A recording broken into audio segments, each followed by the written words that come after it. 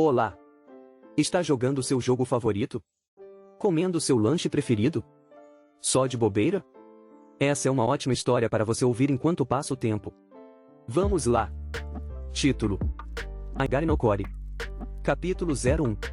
Alternando mundos. Take 01. Escombros e destroços. Ação.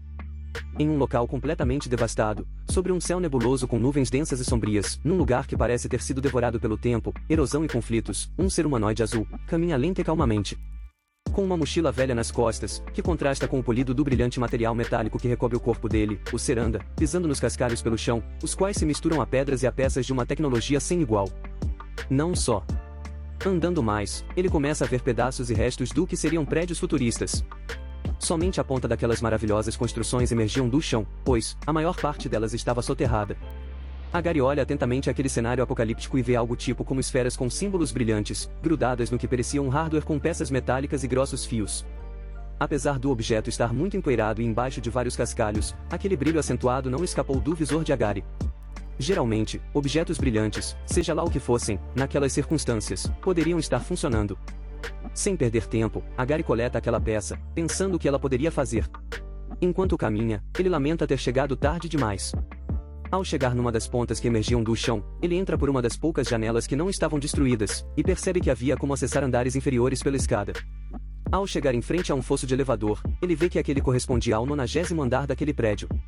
Agari começa a vasculhar o local em busca de itens, pistas e peças tecnológicas. Usando uma luz emitida do pulso, ele desce andar por andar, coletando tudo o que podia encontrar por entre escombros e destroços. Ele retira um equipamento da mochila, capaz de projetar uma tela holográfica. Ao tocar na tela, informações sobre o local começam a aparecer.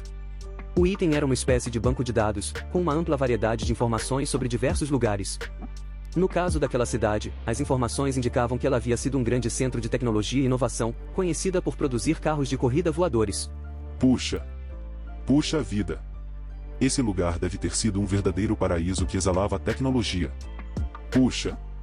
Bom, voltar à exploração. Com um olhar determinado, ele guarda o equipamento de volta e segue em frente, pronto para explorar outras salas e andares. Por um segundo, ele imagina como deveria estar o andar térreo, mas logo cogita que em algum lugar daqueles destroços, poderia existir um computador ou dispositivo que contivesse plantas e projetos dos carros de corrida voadores que eram produzidos ali. De fato, seria um tipo de informação valiosa, pois, ou ele poderia revender, ou tentar construir um dos modelos para usar em viagens futuras. A cada cômodo, mais pedaços de tecnologia, mais peças de carros de corrida voadores e mais resquícios daquela cidade outrora vibrante. Depois de horas de busca, Agari finalmente encontra o que estava procurando. Uma sala, com diversos dispositivos, ainda funcionais, apesar de danificados. Um deles, era tipo um backup de dados e ainda continha os projetos de vários carros de corrida voadores. Take 02. Carros voadores. Ação.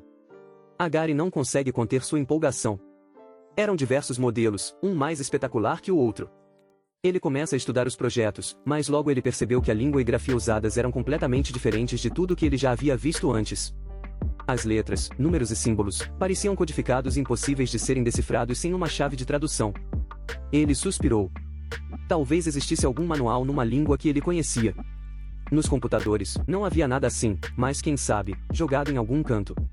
Foi então que Agari se lembrou de que, com mais documentos daquele mundo, em diferentes estilos, ele poderia tentar criar uma decodificação do código de linguagem dos arquivos. A vontade de ir até o andar térreo aumentou. Na descida, explorou mais salas, vasculhou armários, mas encontrou apenas alguns pedaços de papel carbonizados e livros queimados. Ele continuou procurando, passando por paredes quebradas e corredores escuros, ainda esperando encontrar algo que pudesse ajudá-lo a decodificar a linguagem daquele mundo. Apesar da destruição, nem tudo estava perdido. Agari encontrou um andar inteiro que parecia ter sido poupado do caos. Os computadores dali ainda funcionavam, e havia vários arquivos digitais que pareciam ter sobrevivido à queda da cidade. Agari rapidamente conectou um pequeno notebook e começou a transferir todos os arquivos possíveis. Enquanto esperava o download terminar, ele examinou aquele setor com mais atenção. Então, encontrou uma estante repleta de livros empoeirados. Ele caminhou até lá e começou a folhear um por um. A maioria dos manuscritos parecia ser, pelas imagens, sobre a aerodinâmica de veículos em tempestades. Porém, no meio deles, havia um diário. Agari abriu o item, mas não conseguiu ler nada. Ele começou a imaginar que um engenheiro local talvez tivesse descrito sobre as dificuldades de trabalhar com a tecnologia avançada daquele mundo. De como eles estavam sempre tentando inovar. Vencer obstáculos. Então, ao perceber o que estava fazendo, Gary parou de fazer suposições. Com o download concluído, era hora de escanear as páginas. Após ter feito um pente fino naquela ruína, Gary subiu os 90 andares e saiu pela janela por onde tinha entrado.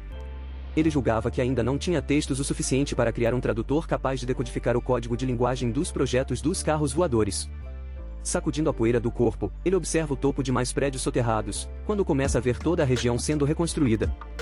Gary fica em espanto ao ver a cena surreal diante dele.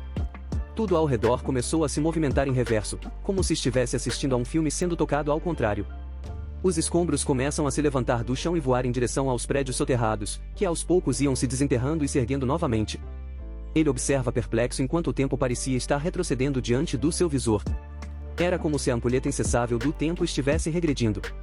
Enquanto escombros e destroços voavam pelo ar, imensos relógios começaram a rodar em volta dele, girando a uma velocidade incrível, enquanto os ponteiros dos relógios iam se derretendo à medida que rodavam, formando uma espécie de rastro. Take 03. Cidade vibrante. A ação. Gary se mantém frio e calmo, mesmo com o que acaba de presenciar.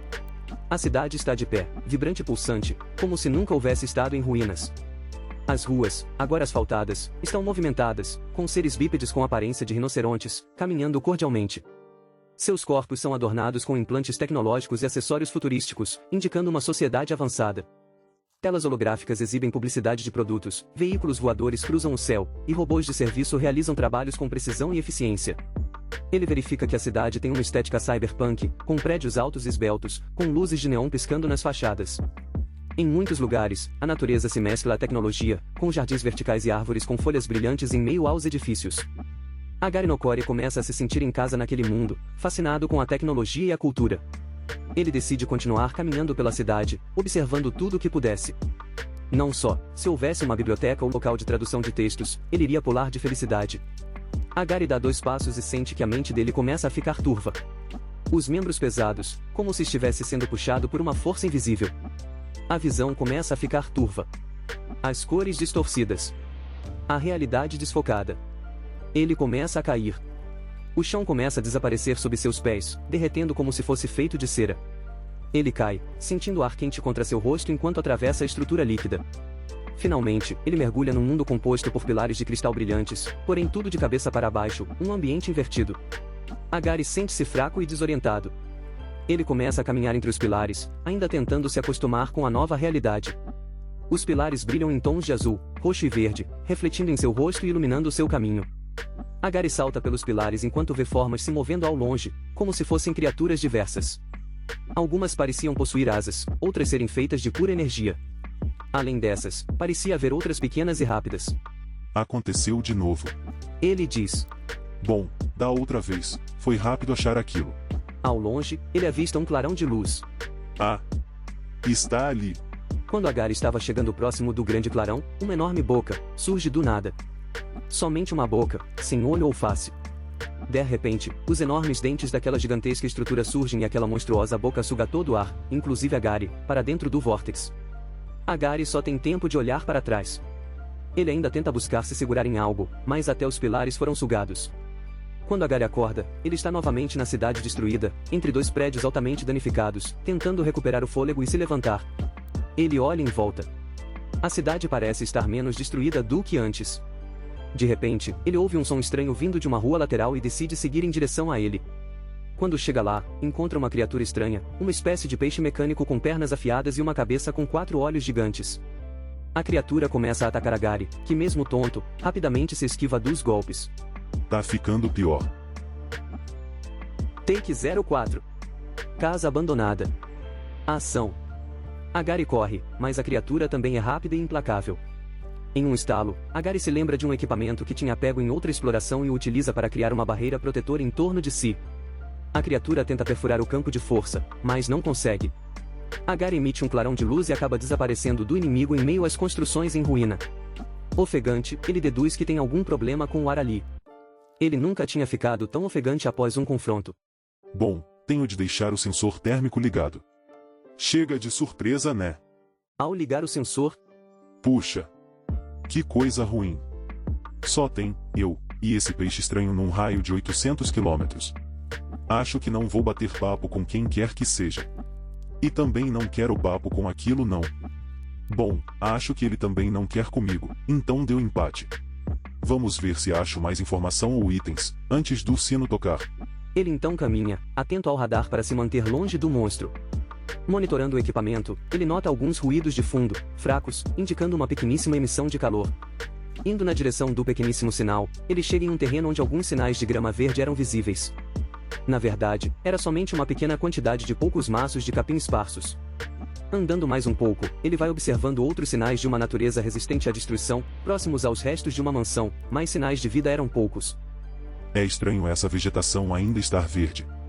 Tudo aqui parece estar morto há anos. Será que tem algo que explique essa discrepância dentro daquela construção? Gary entra dentro da casa em ruínas. Ele começa a vasculhar, com cuidado, mantendo-se atento para qualquer sinal de perigo. Ele checou cada cômodo, cada armário e gaveta, até que finalmente encontrou algo que chamou sua atenção. Um retrato de uma jovem menina, de cabelos verdes, emoldurado em uma parede quebrada. Tudo parecia destruído e detonado lá dentro, mas aquele retrato estava como novo. A tinta até parecia fresca, de tão vívida que a pintura estava. Ele olha fixamente o retrato, parecendo não acreditar. A expressão naquela imagem era a representação da pura e profunda tristeza. Gary notou que havia algo escrito na moldura. Ao se aproximar para ler, ele viu um nome, Miffy Rubron. Ele retira cuidadosamente o quadro. Na parte de trás um bilhete. Para Nokori. Desculpa não ter conseguido chegar a tempo. Gary decidiu que iria levar o retrato com ele. Após desemoldurar o objeto, ele enrola a tela e envolve com todo cuidado num plástico. Em seguida, Gary Nokori guarda o item dentro da mochila. Você não teve culpa nenhuma, menina. Gary continuou a explorar em busca de mais pistas sobre a história da jovem. A casa parecia ter sido abandonada às pressas e havia algumas coisas pessoais deixadas para trás. Por sorte, alguns cadernos pareciam mesclar símbolos que ele conhecia com os usados nos projetos dos carros voadores que ele apanhou. Em um escritório, Gary notou marcas em prateleiras do que parecia ter sido uma estante. Era como se algo tivesse sido retirado de lá recentemente. Procurando em outros lugares, ele achou uma pequena caixa em um dos quartos. Isso eu consigo ler. Take 05. Misteriosa Safi. A ação. Com cuidado, Gary abriu a caixa e encontrou uma série de cartas escritas à mão, todas endereçadas a uma garota chamada Safi, que parecia que morava ali. Gary olhou atentamente as datas e os remetentes e percebeu que todas eram de uma pessoa chamada Mali. Ele ficou sem entender por qual motivo Miffy teria aquelas correspondências guardadas ali. Pelo que ele entendeu, Mali e Safi eram irmãs. Safi tinha contraído uma doença e estava se tratando ali, naquela casa. Porém, não parecia que ela tivesse tido contato com Miffy. Segundo os relatos das cartas, estava tendo um surto de uma doença que transformava os corações em plantas, alterando o código genético dos miocardiócitos. O estágio final era o nascimento de uma flor púrpura com gotas laranjas, no peito do doente. Gary pensou que talvez, naquelas correspondências, fosse possível obter algum tipo de impressão digital. Bom, vou guardá-las na mochila. Eu preciso saber quem são essas duas meninas, e como elas se relacionam com a Miffy. Só escanear não será suficiente. Ele se levanta. Pelo que vi da foto desse lugar no passado, tem um andar aqui debaixo. Soterrado. Que pena, o jardim era belo. Ao chegar, Gary puxou uma das tábuas soltas do assoalho e encontrou outra pequena caixa de metal. Ele abriu e encontrou um diário antigo. As pessoas daqui gostavam de guardar registros em caixa. Ao ler o diário com atenção, ele descobriu que a casa já tinha pertencido a uma família que havia desaparecido há muitos anos.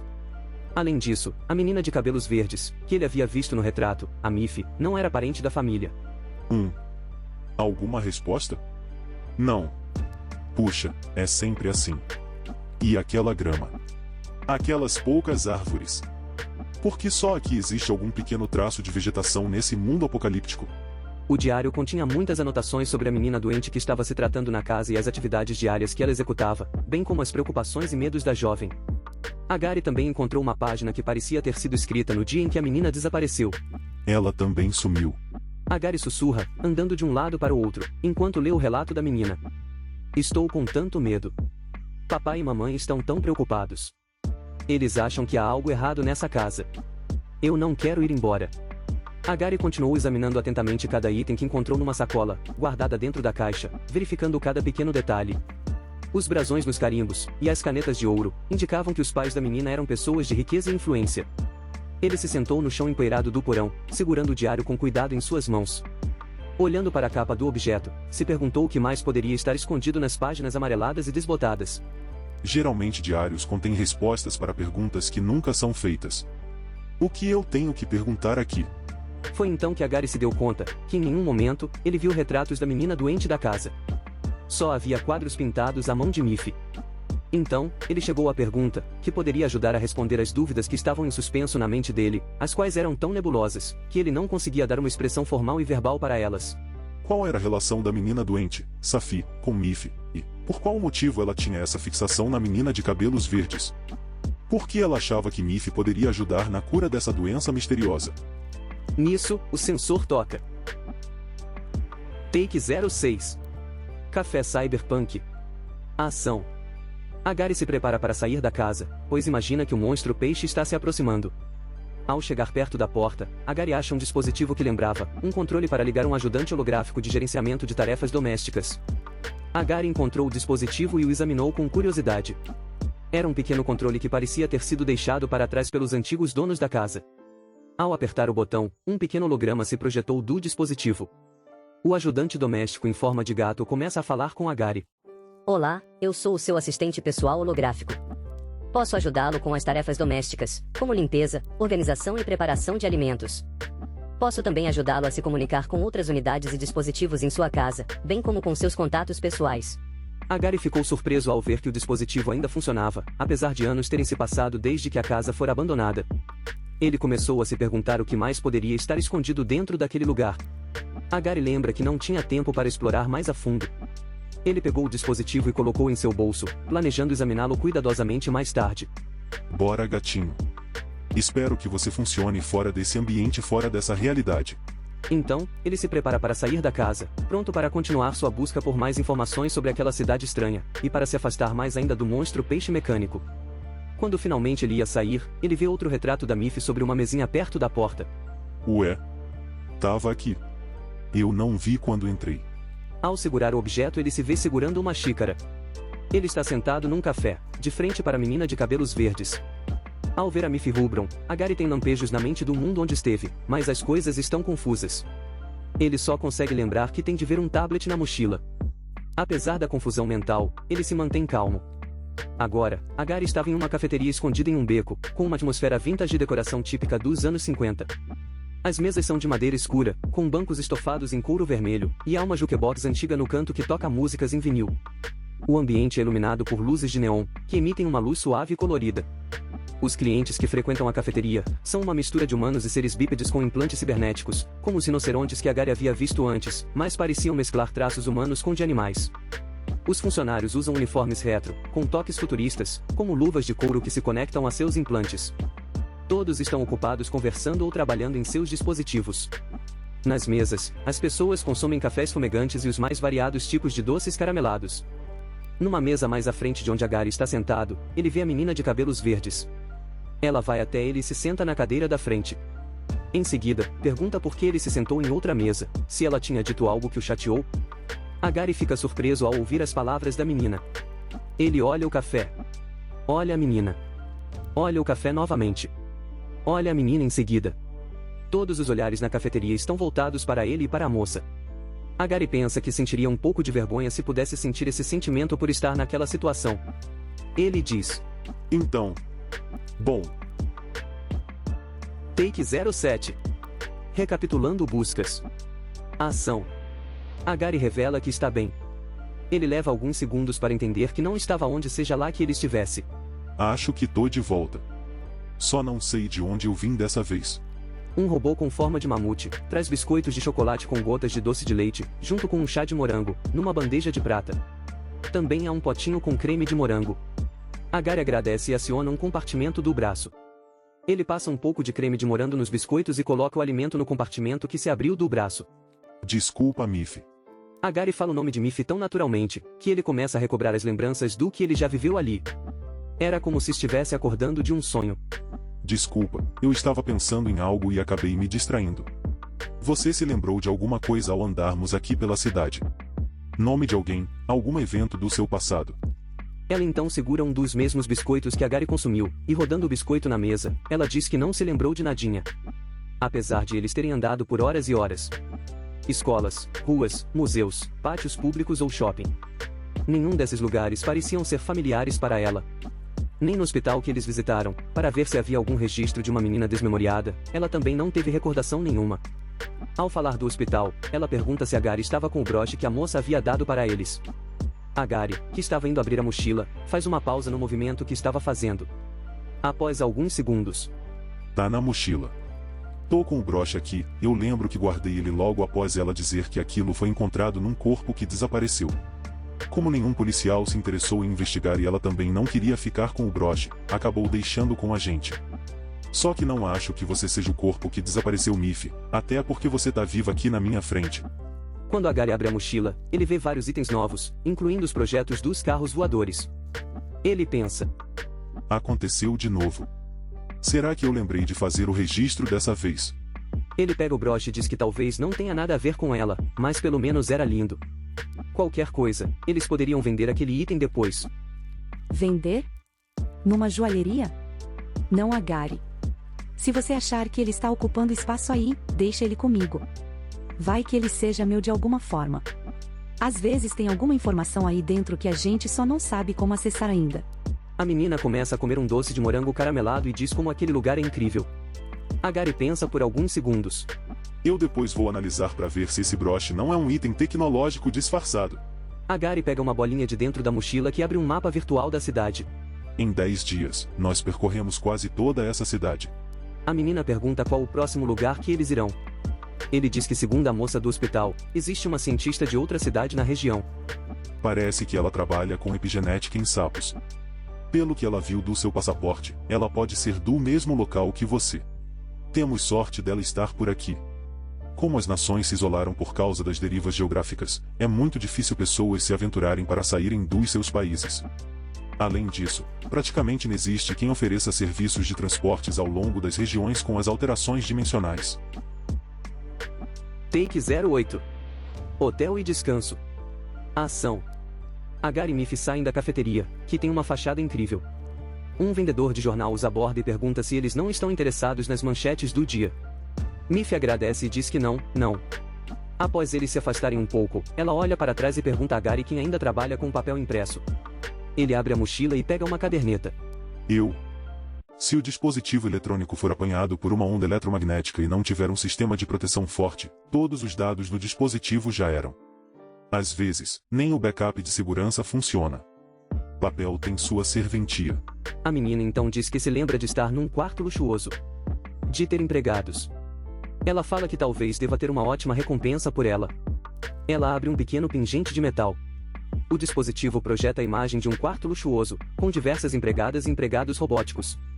Ela menciona que talvez a família dela tenha dinheiro. A Gary supõe que talvez.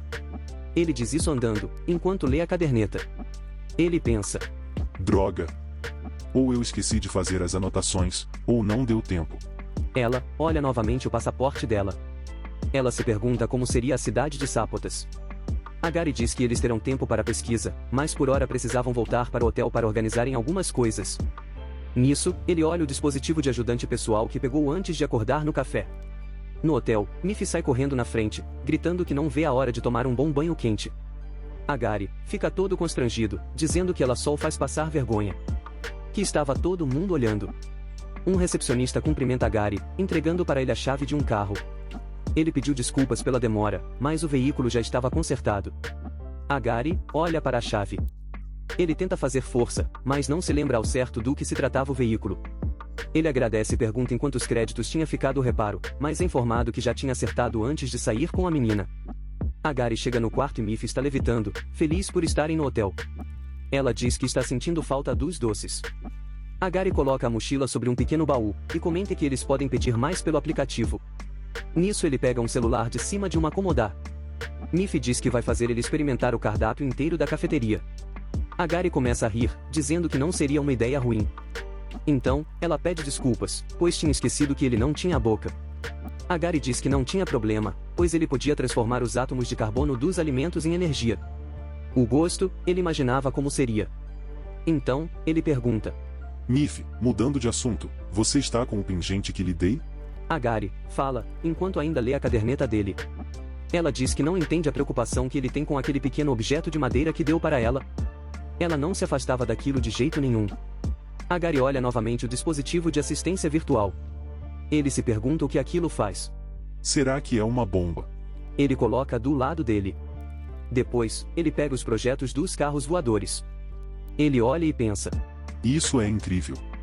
Eu devo ter feito backup de arquivos sobre. Eu não deixaria algo tão importante assim passar. A Gary, então pega o pequeno notebook dele da mochila quando escuta um miado. Ele olha para o lado e vê que Miffy já tinha ligado o dispositivo e um gato holográfico tinha surgido. A Gary sua por dentro. Nossa, se fosse uma bomba. Eu tenho que ter cuidado. Miffy é curiosa demais. Ele olha o assistente virtual e pergunta o que ele faz. O dispositivo só começa a miar e se esfregar na perna de Agari. Miffy reclama com ele, dizendo por que ele nunca mostrou aquele assistente virtual tão fofinho para ela. Ele não responde e só pensa. Mais uma coisa para eu descobrir da onde veio. Take 09. Mundo das cobras. Ação. Longe do hotel onde Agari e Miffy estão, um homem com aparência de rinoceronte toma café no mesmo lugar que os dois haviam estado. Ele mostra para um dos atendentes um retrato de Miffy. O jovem diz não se lembrar da menina, pois aquele era o primeiro dia dele trabalhando ali. O homem com um grande casaco se levanta. Ele coloca o chapéu, deixa o dinheiro na mesa e sai sem falar nada. O atendente olha em espanto as moedas deixadas sobre a mesa. Ele diz que aquilo deveria valer uma fortuna, pois eram relíquias históricas de uma sociedade que desapareceu há 1 milênio atrás. O homem do lado de fora da cafeteria sobe numa moto futurista, que levita um pouco sobre o chão. Ele aciona um mapa holográfico. Ele então abre o registro de 14 meninas. Miffy Rubron.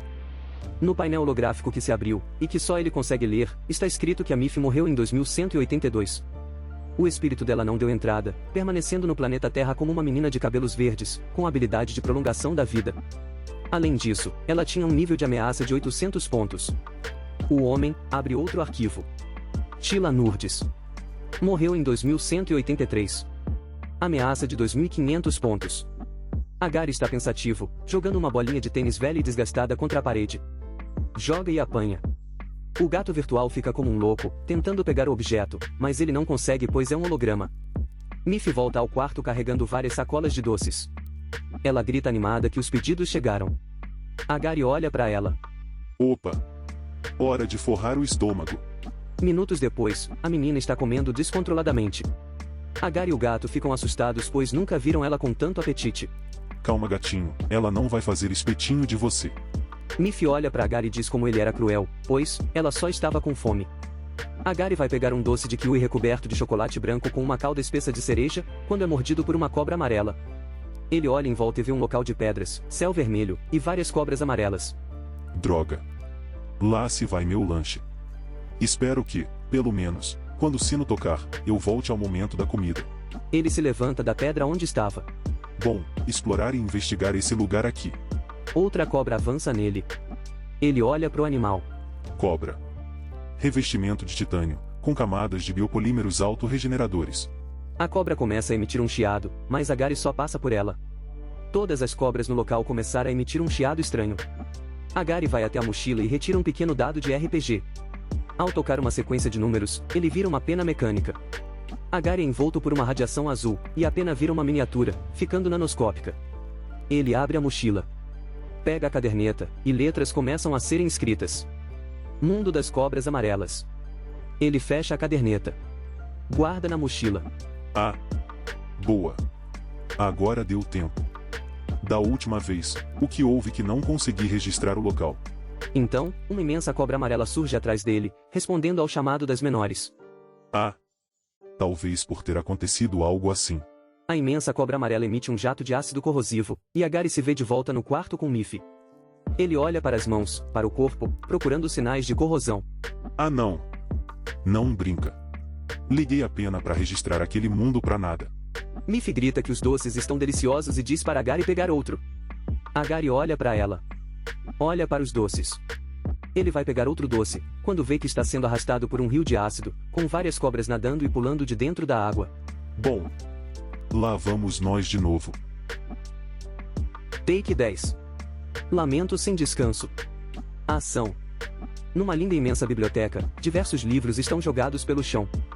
Não só, estão simplesmente espalhados por corredores onde podem ser vistas magníficas armaduras de soldados medievais. Os livros, com capas extremamente luxuosas e detalhadas, faziam como se fosse uma trilha. Numa imensa sala, que parecia uma sala do trono, uma jovem, de 20 anos, está deitada. Em volta dela, pilhas e pilhas de mais livros. Era como se ela tivesse apagado de tanto ler e pesquisar. Uma cobra amarela rasteja levando mais livros, mas a garota só diz que tá bom, que já bastava. Que ela não tinha ideia de quem ou o que era aquilo. Em um quarto luxuoso, Agari está deitado, desacordado. Do lado de fora, um lindo sol começa a lançar raios quentes pela janela. Agari começa a lentamente despertar.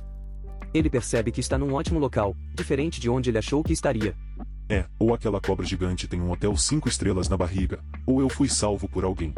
Olhando o jogo de xícaras de prata que estava do seu lado, ele conclui. Retiro o que disse. Isso tá requintado demais para hotel 5 estrelas. Na porta do quarto, Tila Nurdes, a menina das cobras do mundo das cobras, está olhando para Agari. Ele então diz. Oi. Ela responde com um oi também e diz que já era hora. Ela estava pensando que ele tinha derretido os miolos. Agari leva um tempo para processar. Miolos. Entendi. Eu sou um humanoide. Tila diz que ela lá sabia o que era isso. O que ela sabia era que Agari tinha deixado a Mori irritada. Que ele simplesmente passou pelas filhas dela, como se elas fossem um lixo. Que isso não se fazia por aquelas bandas. Após. Ela pergunta de onde ele é. Então, Agari olha o quarto mais uma vez. E essa é uma longa história. Então, Agari dá um arrepio por dentro. Moça, deixa eu perguntar uma coisa. Foi você que me salvou, certo? Você viu uma mochila verde, perto de mim. Ela então olha para Agari como se ele não estivesse dizendo coisa com coisa. Ela o lembra que ele estava sendo arrastado inconsciente pela correnteza de ácido. Que já era sorte ele não ter derretido. Que se ele tinha uma mochila, se ela fosse ele, iria chorar muito, pois não deveria ter sobrado nada dela. Agari aperta um botão no braço. Ela é feita de um material mais resistente que eu. Se eu não derreti, a mochila está bem. Tila começa a dar batidinhas na cabeça de Agari. Ela pergunta do que ele é feito. Agari está olhando um radar, para localizar a posição da mochila. Fibras de titânio modificado, acrescido de um metal de outra dimensão e polímeros vivos, com capacidade de autorregeneração. Tila olha atenta, e solta um, nossa, prolongado. Após, ela pergunta se ele sabia onde estava. Agari responde. Num quarto. A menina começa a tremer o canto do olho. Mantendo a calma, ela diz que já tinha entendido, ele era estilo engraçadinho. Agari então se desculpa. Não foi isso. Você perguntou em qual mundo? Não sei. Você pode me dizer? Tila senta no chão. Ela conta que ali era uma zona de remissão de culpas. Que no passado, ali havia um reino de pessoas amigáveis e felizes. Em um dia, quando o sol ficou verde, esse local foi invadido por algo, que ninguém sabia descrever o que era. Os livros descreviam como o lamento sem descanso dos mortos. Ela revela que já está ali fazia, uns 800 e poucos anos. Vira e mexe, ela encontrava um camponês perdido, perambulando pelas ruas, mas eles depois sumiam. Ela não sabia se as cobras comiam eles. Uma cobra amarela chega perto de Tila e ela faz carinho na cabeça do animal. Ela reforça que não sabia mesmo. Ela já tinha perguntado para aquela belezinha gigante que Agari conheceu, mas ela nunca dizia nada. Agari olha para a jovem. Eles surgem do nada. Ela coloca a cobra no pescoço. Isso mesmo. Igual a você. Agari então se levanta. Bom, se tem mais gente que tá pulando de mundo em mundo, preciso bater um papinho com eles. Eu não sei por qual motivo isso acontece comigo. Sei que minha mochila é a única forma de eu saber o que houve em cada mundo. A menina puxa Agari pelo braço. Ela diz que eles precisam ir então, que era hora de caçar e achar a mochila. Segundo ela, do jeito que ele falava, deveria ter um monte de coisa legal ali. Agari ia responder quando escuta um ei. Enraivecido, seguido da pergunta de como ela entrou ali. Agari olha para Miffy. Depois olha para Tila. Tila olha para Agari. Depois para Miffy. O gato holográfico olha para todo mundo. Agari diz. Miffy, minutinho. Mochila e já respondo. Tila pega um docinho que Miffy ia pegar. Depois ela se deita no chão e diz para Miffy esquecer, pois o querido a tinha perdido num rio de ácido e que eles estavam indo procurar. Comendo, ela pergunta se Agari não lembrava. Miffy olha para Gary e só pergunta sobre que história era aquela de uma desconhecida chamando ele de querido.